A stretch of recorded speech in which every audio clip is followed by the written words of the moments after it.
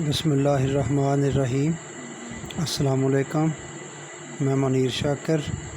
بات کرنی ہے مذہب کے میں اللہ کا کیا تصور ہے، دین نہیں مذہب۔ آگے بڑھنے سے پہلے آپ چینل کو سبسکرائب کر لیں، لائک کر لیں، بیل کا بٹن دبا لیں۔ مذہب انسان کے عہد طفولیت میں پیدا شدہ تصورات کا مجموعہ ہے۔ بچپن کا جو عہد ہے اس میں پیدا شدہ تصورات کا مجموعہ ہے۔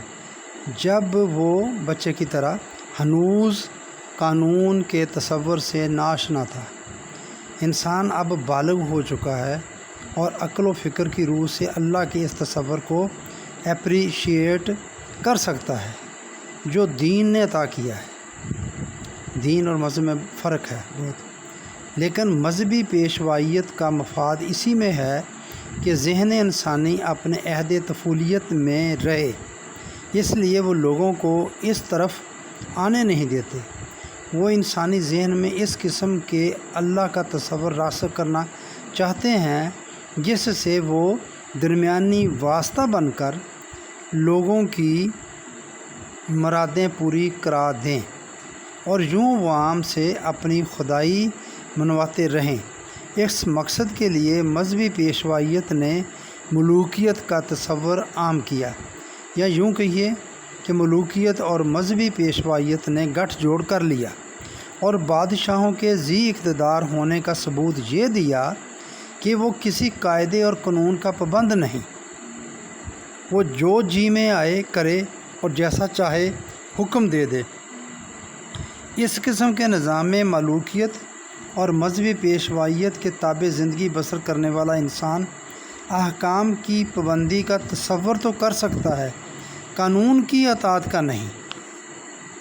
مذہب کی گرفت کس قدر سخت اور ذہن انسانی پر اس کے اثرات کس قدر گہرے ہوتے ہیں، اس کا اندازہ اس سے لگائیے کہ جو لوگ ملوکیت یا ڈکٹیٹرشپ کے خلاف عالم بغاوت بلند کر کے قانون کی حکمرانی کا نظام سیاست قائم کرنے کے لیے جان تک کی بازی لگا دیتے ہیں، وہ بھی جب پرستش گاہوں میں آتے ہیں تو اللہ کو قانون کے مطابق حکومت کرنے والے صاحب اقتدار کی بجائے آمر مطلق کی شکل میں دیکھنا زیادہ پسند کرتے ہیں۔ یہ اہم نقطہ ہے، صاحب اقتدار کی بجائے آمر مطلق کی شکل میں دیکھنا زیادہ پسند کرتے ہیں۔ یہ ہے مذہب کی سحر آفرینی، یعنی اپنی دنیا میں قانون کی حکمرانی اور اللہ کی خدائی میں خدا کی خدائی میں کامل لا قانونیت۔ کوئی اس کا قانون نہیں ہے، کوئی ضابطہ نہیں ہے، کوئی اصول نہیں ہے۔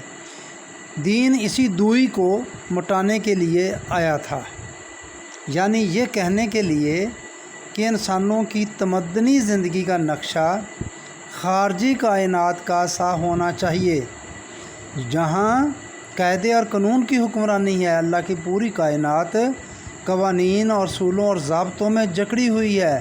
یہ میرے بھائیوں غور کرنے کی بات ہے۔ چاند گرہن، سورج گرہن کی جو پیشین گوئی ہوتی ہے، یہ اس میں غور کریں، کس طرح ان کو پتہ چلتا ہے۔ ان کو سارے راستوں کا پتہ ہے، چاند کے اور سورج کے اور زمین کا سارے فاصلوں کا پتہ ہے۔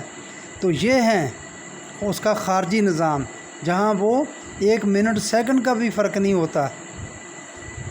یہ ہے انسانوں کی تمدنی زندگی کا نقشہ خارجی کائنات کا سا ہونا چاہیے، جہاں قاعدے اور قانون کی حکمرانی ہے، جس میں کوئی اپنی من مانی نہیں کر سکتا۔